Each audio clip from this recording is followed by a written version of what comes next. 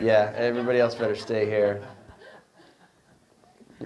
I woke up at 5 o'clock, like 10 after 5, and because I'm on nights, and Julia, there were cookies laying around the house. And she said, Dad, you can have one. And I said, Julia, I'm on number 2 right now, so you better give me a limit before, have one. Who has one cookie? Anyway, all right. So Daniel 1 last week, we talked a lot about worldview. We talked a lot about how we view life and truth and what's right and what's wrong, what's good, what's bad.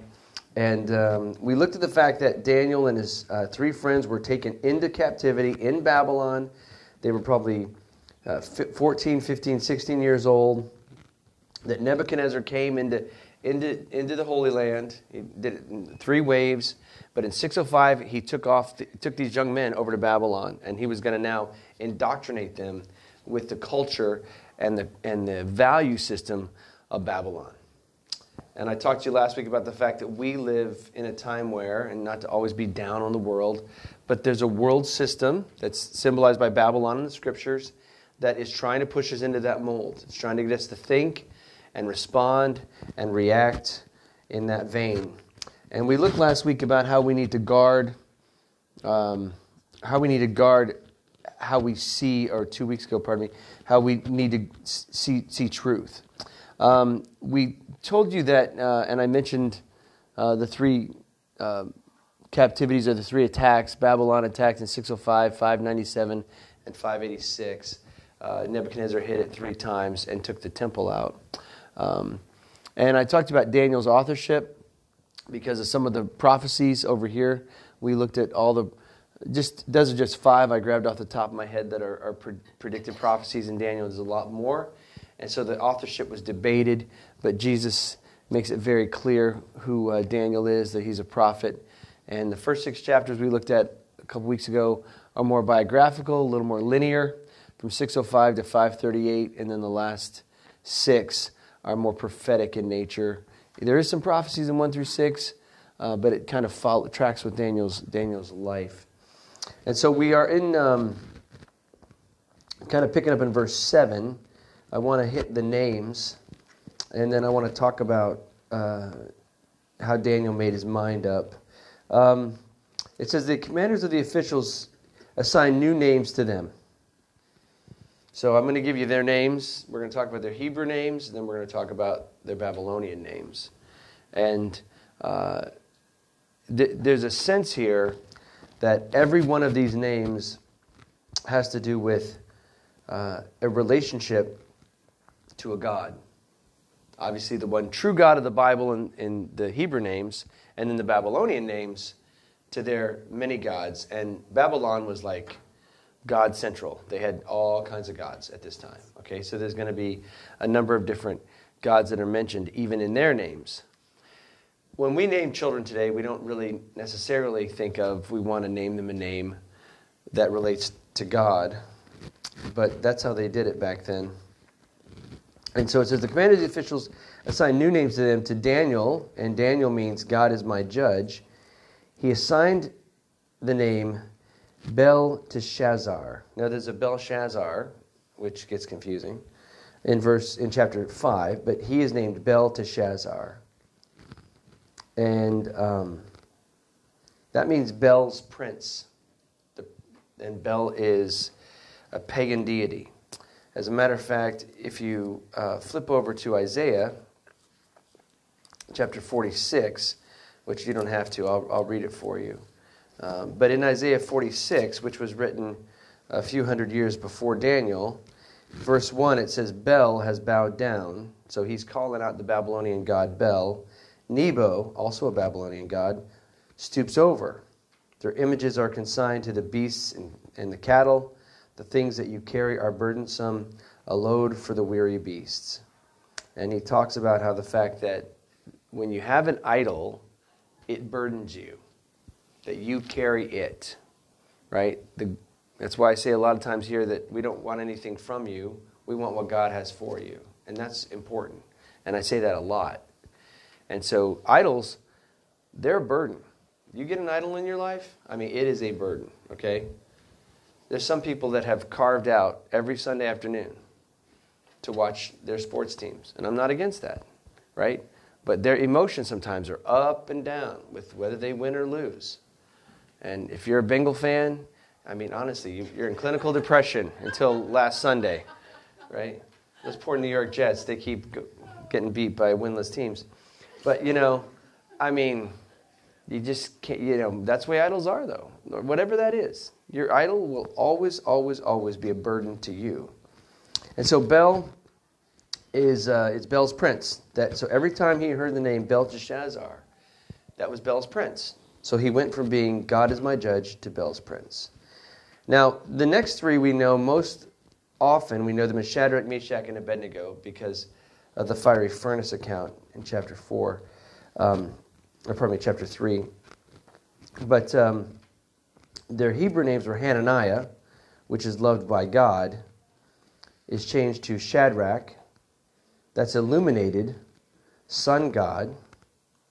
So again, I mean, they had sun god, they had moon god, they had all those gods back then too.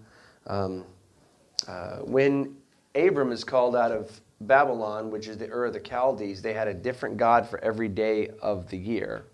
And one of them was the moon god, symbolized by the crescent, which is, does that sound familiar to you? Okay, when in Joshua, when they're fighting the Midianites, they're ripping crescent moons off the horses. They have that symbol that they carry into battle. So it's not a new symbol, and it's not a new belief system in many ways. All right, and Meshach, his name means who is as God, and his name is Michel, and that's who is God. And Meshach means who is like Venus. So then there's another luminary god there. Azariah, which means the Lord is my God, and his name was changed to Abednego, which is servant of Nebo or Nego, depending on how you say it. So we have here all of these young men who are taken from God's holy land, who are following God, are now given new pagan names. So every time they're referred to, they are referred to as the name that relates to a pagan deity. In verse 8, but Daniel made his mind up that he would not defile himself with the king's choice food, with the wine which he drank. So he sought permission from the commander of the officials that he might not defile himself. So I just want to talk to you for a minute about this. So we get into verse 8. And what's happening is the king, his wine, his food, these young men they brought in, they're stiff-necked Jews. He's going to completely indoctrinate them. And he's going to start with what they eat and drink and their language. They're going to learn all the gods, all the culture of Babylon. They're going to learn it all. They're going to be completely baptized Babylonians, if you will. And so he says, you're going to have the wine from my table and the choice food. So you're going to have this. And Daniel does not want to eat his food. Now, why is that? Well, I'm going to give you a number of possibilities. Probabilities, I would say. Number one, Daniel's a Hebrew. He's a Jew, and he follows dietary laws. So some of the food that he would have been served would not have been in keeping with the dietary laws. There would have been pork and shrimp and other items that would not be keeping with the dietary laws. That's probably one of them.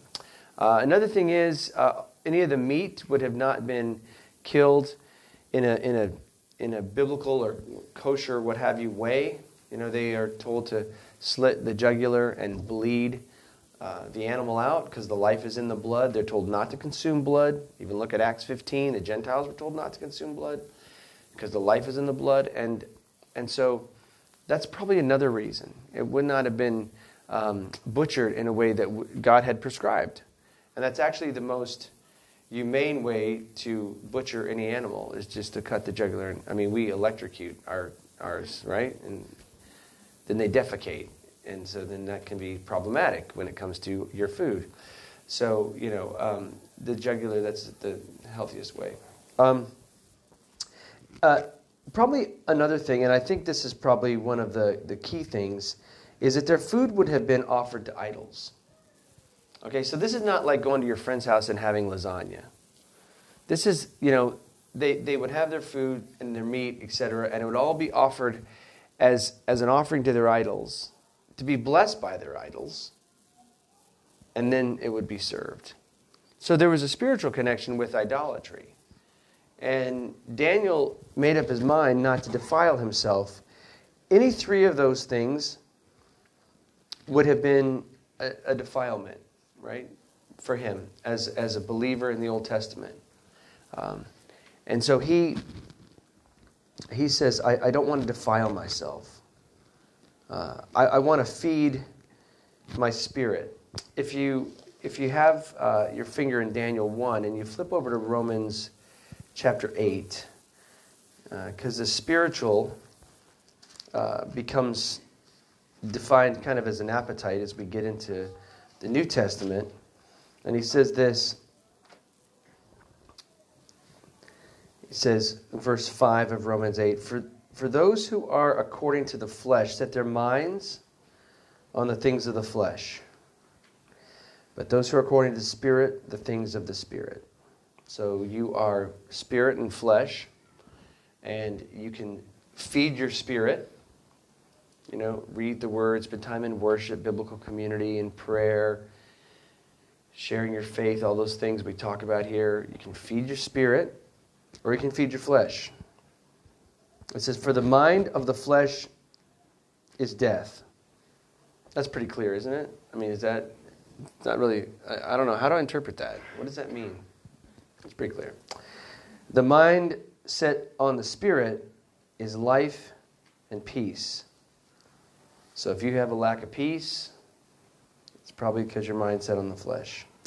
Because the mindset on the flesh is hostile toward God, for it does not subject itself to the law of God, for it is even not able to do so. And those who are in the flesh cannot please God. However, you are not in the flesh, but in the Spirit. If indeed, which means because the Spirit of God dwells in you. But if anyone does not have the Spirit of God, he does not belong to God. And he goes and talks about what that means. And so there's this duality. He's in Babylon. And there's flesh stuff everywhere, right? And you have to think. We live in a very sanitized society. I mean, there's parts of the neighborhoods you don't want to go into because there's stuff going on that you don't want to see, but it's kind of sequestered. But, Babylon, it would all have been out in public. It would have been just a crazy place to live.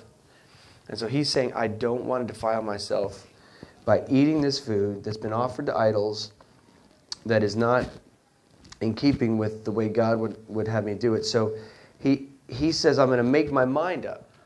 All right, because when do you make your decision whether or not you're going to do something right or wrong? It's in the mind, right? And if you don't have your mind made up, somebody will say, I'm going to go hang out with my friends, and they're going to be doing this, and I don't really agree with that, but I'm just going to go hang out with them. And next thing you know, you're with them, you're like, well, they're doing it, then I'm doing it. You got to make your mind up on the front side. Who am I? What am I going to do? What am I going to think?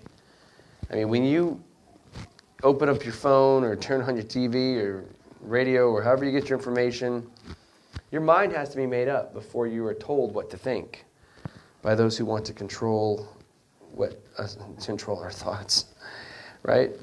And so he decides he's going to control his appetites. He makes his mind up. He would not defile himself with the king's choice food. Now, God granted Daniel favor and compassion in the sight of the commanders of the officials. And the commander of the officials said to Daniel, I'm afraid, my lord, of my lord the king, who has appointed your food and your drink. And why should he see your faces looking more haggard than the youths that are your own age? Then you would make me forfeit my head to the king. And that's not hyperbole. Okay, that's not like, I'm kind of concerned that's, there was this little cartoon movie called Rango, and he is in this little western town, and they say, we want to make you the sheriff. And this guy comes along and measures him. He's like, what's he doing? He says, he's building your casket. And he says, what's that over there? And it was a cemetery with all the former sheriffs, right? The joke was, and one guy served like for 24 hours. That's kind of how it works. Sheriffs in the West. And so, that's the thing. When he says, I don't want to lose my head, he realizes that his life's on the line. So Daniel has to have some great wisdom as he approaches this commander, because he's actually asking him to disobey the king with an understanding that you want me to be healthy. And so he says, but Daniel said to the overseer who commanded the officials, who had appointed over Daniel, Hananiah, Mishael, and Azariah, please test your servant for 10 days and let us be given some vegetables to eat and water to drink. Then let our appearance be observed in your presence and the appearance of the youth who are eating the king's choice food, and deal with your servants according to what you see. So this is really, this is where it says, test me and try me. Okay, this is Elijah on Mount Carmel with the prophets of Baal, right? 3,000 prophets running around, slicing themselves, screaming for their God to light the altar that they had built, and Elijah praying, and the fire drops from heaven, right? Takes his altar and takes theirs. This is it. This is, hey, give us water and vegetables, and let's see at the end of the day, who comes out healthier. The Bible says, taste and see the Lord is good. And it does call us to say, if you choose faithfulness and you see if God will bless you, that's kind of the choice. You make up your mind to say, Lord, I'm going to actually choose to go against the cultural flow and choose faithfulness. And I'm going to trust that if I do that, because you've said it's the best thing to do, that you will bless me for that. I'm not doing it for the blessing. I'm doing it to be obedient. But you see who ends up where in this race. And it's fascinating because he says 10 days. Now I have this in my head, I have this sense that the other Hebrews are there, and they're having wine, and they're gorging themselves on, think of all the things you like to eat, creme brulee or whatever it is, like just beautiful foods. And, there's Daniel and his 3 friends in the corner, eating raw Brussels sprouts. It must have been exciting, But saying, Lord, there's more to it, right? There's more to what they're eating. There's an attachment there, a spiritual attachment. And I don't want that. I don't want to defile myself, right? And we live in a time when that, there's really open defilement. There used to be a time when you wouldn't say things in mixed company. Well, that's kind of done. And there used to be a time when you wouldn't say things in front of children. That's kind of getting done.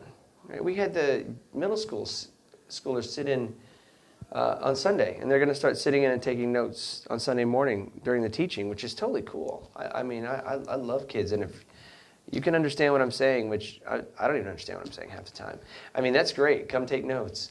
But there's ways I'm going to frame things because they're there. Because they're not adults yet, right?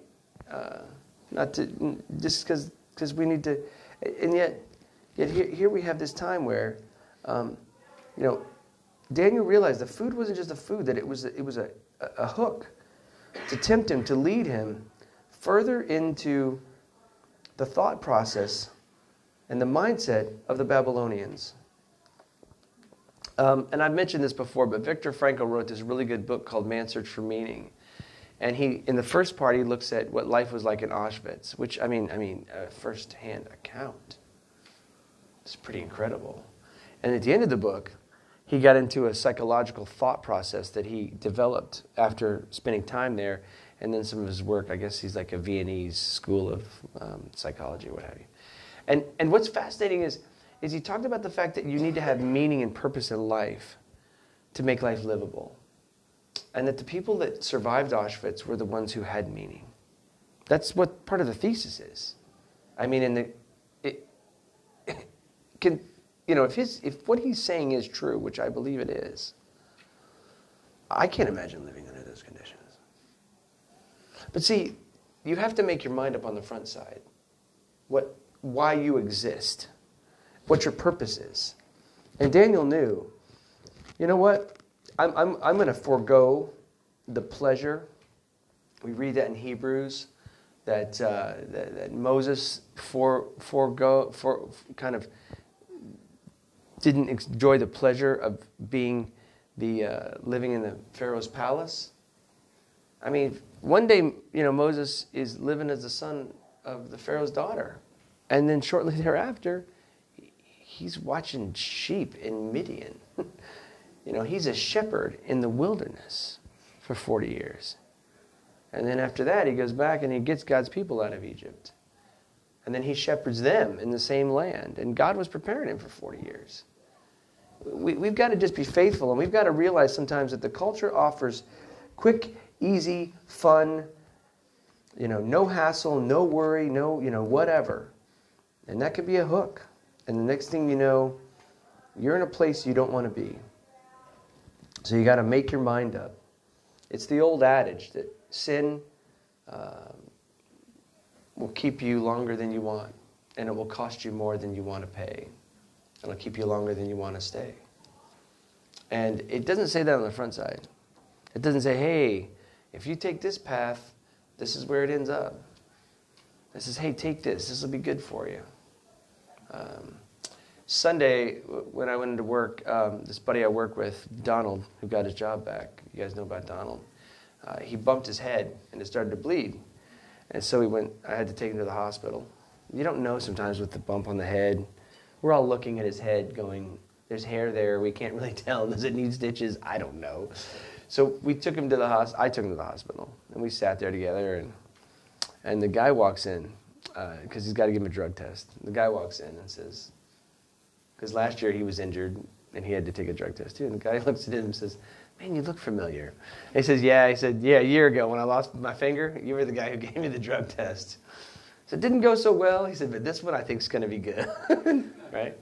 And he took the test. He said it all came back well.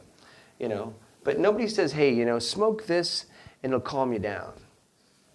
Right? Nobody says, if you do, here's all the side effects. Here's all the other stuff you're going to get. They say, just try it. It'll be good for you. Right? And that's the thing in life, is we have to know on the front side, we've got to make our mind up not to defile ourselves. Okay? And that's a lot of things. And you have to decide what your appetites are, what your fleshly appetites are, how you feed them, how you starve them. And Daniel is starving his fleshly appetites by eating these vegetables and drinking this water. He's saying, I may be in Babylon, but Babylon is not in me. Okay? He had a purpose for living, and that was to live for the Lord. So he listened to them in this matter and tested them for 10 days. That is the commander of the officials. At the end of the 10 days, their appearance seemed better, and they were fatter than all the youths that had been eating the king's choice food. And again, you take time to feed your mind and to feed your soul with godly things, and you're gonna outlast, outplay. Like I told you, why did the Christians defeat the Romans? I told you on Sunday. They outlived, they outdied, they outthought the Romans, right? And we're, as Christians today, we can outlive, we can outdie, and we can outthink our culture. And so you start to fill your mind, right, with good things. Feed your spirit. And at the end of that time, you're going to be in a better place, just like Daniel and his 3 friends when it came to food. You're going to be in a better place than those people who are eating intellectual Twinkies all the time. And they are. I mean, I don't mean to be rude, but most people don't wrestle with ideas. At Calvary, we wrestle with ideas. And we have good dialogue. And we wrestle things through, and that's important. And I think it's important to say that you feed your mind, your heart with good things of the Spirit, and you let the Lord do the work. So the overseers continued to withhold the choice food and wine they were to drink, and kept giving them vegetables. I love that in verse 16. It's like, they were eating healthy, okay? They're eating healthy. And And a good diet spiritually is important. A good diet physically is important. The other day at work, I was eating an avocado, and I had guys look at me and say, "I can't believe you eat that way." And I thought, you're eating biscuits and gravy. Like, this is super more healthy than that. But it's always the person who eats the vegetables that gets laughed at. Have you ever noticed that in the break room? It's always like, "Oh man, you're eating that." Who eats live enzymes? Well, healthy people do. That's who do. So, all right. As for these 4 youths, they didn't say live enzymes, by the way. That was my own mental thought. As for these 4 youths, God gave them knowledge and intelligence in every branch of literature and wisdom. Daniel even understood all kinds of various dreams and visions, which we'll get to later. But understand that they were thinking clearly. They were walking close to God. And God, it says God did this. God gave them knowledge. God gave them intelligence in every branch of literature and wisdom. And you know, Christianity is actually starting to take, once again, the intellectual ground that it used to be on. For a long time, the intellectual movers in our society, whether it's the great scientists or the great philosophers, came from a Christian worldview. That went by the wayside in the 1800s and 1900s. And it is actually coming back. That the great thinkers today, many of them, are Bible-believing Christians. I know you've heard of Christopher Hitchens. And, he wrote God is Not Great. Well, his brother Peter, who's still alive, is a believer like we are. And he's a great intellect, right? So people say, look at all our smart atheists. Well, I say, look at all our smart theists, believers in Christ. So we're starting to, again, see a resurgence, which I affirm. And God's giving them blessing and wisdom and knowledge. And they're going to achieve their peers. Then at the end of the days, which the king had specified for presenting them to the commanders, the officials presented before Nebuchadnezzar. So there's the day that they're presented. It says the king talked with them, and out of them all, not one was found like Daniel, Hananiah, Mishael, and Azariah. So they had this whole time of preparation where they had food to eat, they had study. I mean, this was years. So when it came, it's kind of like a 3-year gap. They're there, and they're in their college, university experience. They're learning, and now they get interviewed by the king. And so you've got the vegetable eaters versus the people who've been drinking and eating from the king's table and who have been completely indoctrinated by Babylon. And then the people who have decided to make their mind up not to be. And the king interviews them and goes, man, as for every matter of wisdom and understanding about which the king consulted them, he found them 10 times better than all the magicians, conjurers who were in his realm. And this is going to be a big thing coming up in the next chapter. So he found them 10 times better. Right? Why? Because they were just genetically 10 times better? No, because God was blessing him. Because God was blessing him. They said, God, I'm going to do what you want me to do, and I'm going to trust you're going to bless me when I do it. And so Daniel, it says, continued until the first year of Cyrus the king, obviously because the first year of Cyrus is the last year of Babylon. And these men continued to serve. And so they got in a position of great influence because God blessed them and God used them. And I would say this, that, it says that in Galatians 2:20, that we are crucified with Christ. And no longer I live, but the life I live by faith in the Son of God who loved me and gave himself for me. Like, my life is given to live for the Lord. That's what it says. And that's what Daniel said. Daniel said, I'm 15 years old. I'm in captivity, right? I'm a young kid. I've got no accountability. So I'm going to sow my wild oats. No, he didn't say that. He said, I'm going to choose vegetables. I'm going to choose water. I'm going to choose to be in Babylon, but not have Babylon in me. And I'm going to choose to live for the Lord. And as we get to chapter 2, we see Daniel. And now God starts to use Daniel. And God starts to exalt Daniel. And so often people are like, I want to be exalted because we love feeding our flesh. And God says, that's the wrong way to do it. We exalt the Lord. We humble ourselves before the Lord, and in due season, He will lift you up. And you trust Him to do that. And Daniel shows us a great pattern of that, and so did his 3 friends. And I just think for tonight, we need to go back and say, last week or 2 weeks ago, we talked about what is our worldview. And I think tonight we need to say, have we made our mind up to feed our spirit? That's why we study the Word together. That's why we worship together. That's why I say all the time, we don't want anything from you. We want what God has for you. Because I think the Bible teaches that our problems are spiritual. I think they are. I think if we have issues with people, I think it's usually a spiritual problem. I think if we have problems as a society, it's a spiritual problem. Right? We all love saying, in God we trust on our money. But as a society, we need to get back. America was great at one time because America was good at one time. Right? When bankers can lie to shareholders, that's a problem. That's a moral problem that becomes a financial problem. People are like, we have a financial problem. No, we have a moral problem that's illustrated in the finances. Okay? We're concerned we can't walk the streets. Well, because people have greed and violence and rage and bitterness. Those are moral problems. They're manifested in violence and in theft. And I love the Christmas season, but like Jen said the other day, we have to be wise. This is when people break into homes because they think there's a lot of gifts there. They break into my house, they'll just have dogs and cats. They'll be licked to death.